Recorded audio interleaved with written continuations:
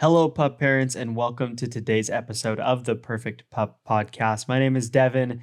This is a hot topic no matter where you are engaging with other pup parents in person, online. The debate of harnesses versus collars and which you should use and when. So, in this episode, I'm going to give you 5 pros and cons for both harnesses and collars. So, let's get right into it.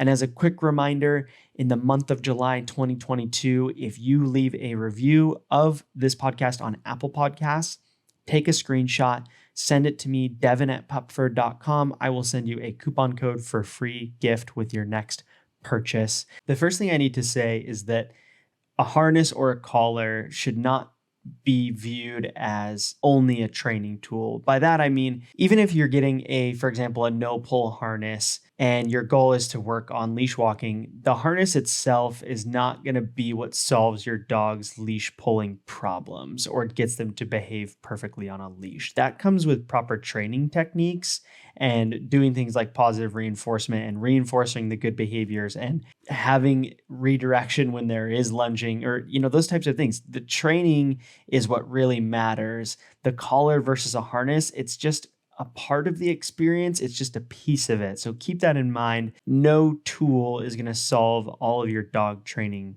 problems, especially when it comes to leash pulling. Let's talk about harnesses first. I love harnesses personally.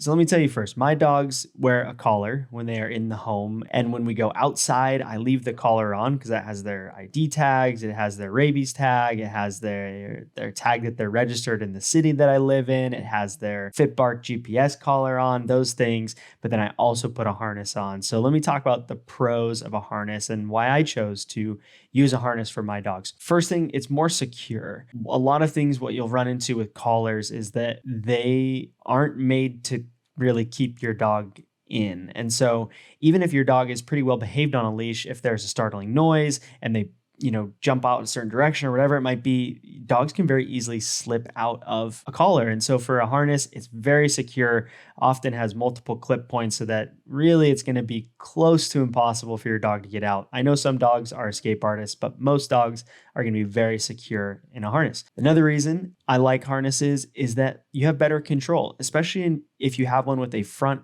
and a back clip and you can hook on to both. You really have just a little bit more ability to kind of influence where your dog is going.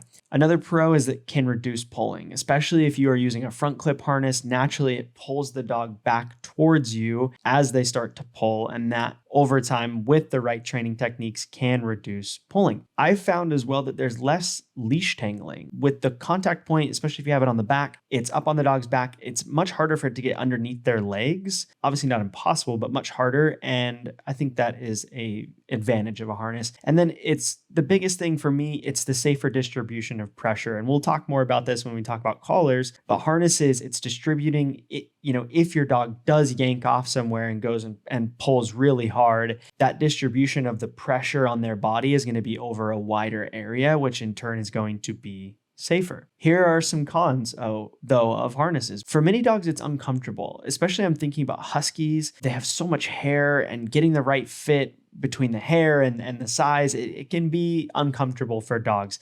Some dogs as well they'll have chafing, or they'll have, if it's not fitting correctly, it can just be uncomfortable for them. And that's another con, is that it can be more challenging to get the correct fit for a harness. I've gone through 3-4 different types of harnesses for my dogs over the years, and it always has been a little bit of a challenge to get the fit just right. I have found that the 2 Hounds Freedom No Pull harness, which is what I use, it has a lot of adjustment points, which makes it a lot easier to get a better fit. But it's not as easy as just measuring around their neck and getting the right size collar. Another con, and there is some debate on this, there's conflicting research, but it can affect your dog's gait, meaning how they walk and the way that their shoulders and arms move. There's been some research that's been done on this, but again, it's conflicting. On one hand, there has been research that has shown that harnesses that go across your dog's chest have been shown to limit their shoulder gait and how much it swings forward and back. But there have been other pieces of research that has shown it doesn't affect gait like that and that harnesses are just fine and safe. So I would say it's not conclusive, but there is that potential risk. Another con is most harnesses don't have a spot for your dog's ID tags. That just means you have to find another way, because I don't think you should ever leave your house without your dog having their tags on them. Another con, and I know I said this was one of the pros, but another con is that it can increase pulling. If your dog has really bad pulling behaviors and you just put the leash on the back clip of a harness, some dogs like that resistance and it will actually cause them to pull more.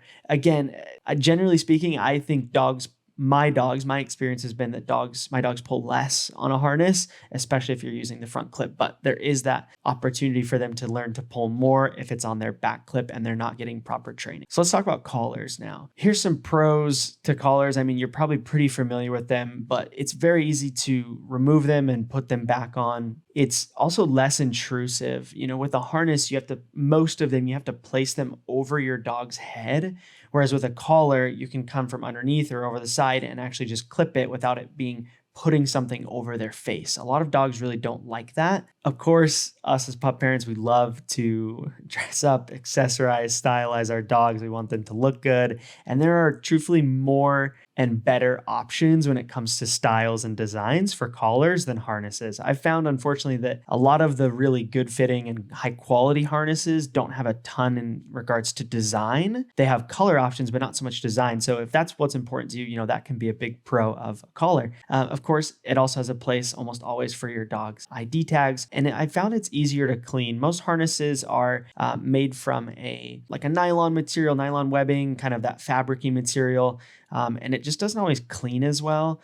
A lot of the collars are easier to clean. They have that kind of more semi-plasticky feel to them, so you can really rinse them and clean them off and they dry a lot quicker. And that is definitely a pro. But there are a lot of cons to collars as well. So let's talk about those. Pressure on the eyes. There's a study that was done that said the amount of pressure on average can happen with a dog pulling can actually put pressure on their eyes. So if you have a dog that is prone to glaucoma or other eye issues, collars can actually be very dangerous. And then on that same line, like we talked about, the distribution of pressure, there isn't a distribution of pressure. So if your dog starts pulling on the collar and they're pulling on the leash, all that pressure is happening on their neck. And that's why with certain dogs like French bulldogs and pugs, they shouldn't wear collars like that while on a leash, because it can be very damaging for their neck. Like I mentioned with the harness, a con of a collar is that dogs can very easily slip out. I remember certain times when I first got our puppies that they did slip out of their collars. Especially as young puppies, they want to run and they want to explore, and their main goal is whatever is restricting me, I'm going to do what I can to get out of it. And that's where martingale collars can help, especially if you have something like a greyhound where their head is smaller than their neck. It is a safety measure to use a martingale collar. Another con, and this can sound a little bit scary, so I will kind of warn you of that, but there are lots of stories of dogs getting their collars caught on things, whether it's other dogs' collars, fences, or a tree branch or whatever. And when it gets caught, you have to think that that's around your dog's neck. And that's a dangerous situation, because if it were to happen, that your dog were to try and jump over a fence or something and they got caught on their neck and it didn't slip off correctly, that could lead to your dog choking. I know that sounds like a bit of a not super common scenario, and I don't think it's very common, but it does happen and it's something to be aware of. Regards to, again, the leash tangling, there's nothing I can stand more than leash tangling. It's so annoying. And I've found that with collars, because it spins, it'll drop down and it'll get under a leg, and you'll be, you're constantly trying to pull the leash from under your dog's belly. And I've just found that happens more with collars than harnesses. So those are 5 pros and cons each for harnesses and collars. Like I said, me personally, I have a collar on my dogs at all times. We'll take them off in the home sometimes if we know we're not going anywhere. But even then, I like to keep my dog's collars on, because if they were to bolt out of a door or something were to happen and they were to get out, I like that at least there's some identification on them. And then when we go out on our walks, when we go outside and we know they're coming with us, we always use a harness. And, even when we have them off leash, I've just found that, using the harness is nice. It's a little bit easier to be able to grab onto your dog if you need to, and get in control of the situation and not having to be grabbing around your dog's neck. Because again, if something were to happen and you need to make sure that your dog is right next to you and not able to go anywhere, with a collar, you're grabbing around their neck. And if they're pulling, trying to go after something, it's hard to not put pressure on their neck. Whereas with a harness, you can get a solid grip and not be putting that pressure on their neck. So I hope this gives you some ideas as to how to make the best decision for your dog. If you have questions about your dog's specific breed and any issues that you may be worried about with their neck or their eyes or whatever it might be, talk to your vet. But generally speaking, I like harnesses. I know a lot of trainers use harnesses and like them, but again, do what works best for you and your dog. I hope you enjoyed this episode. I hope it's helpful. Please share it with new pup parents if they are needing guidance on collars versus harnesses. And other than that, we will catch you on the next episode.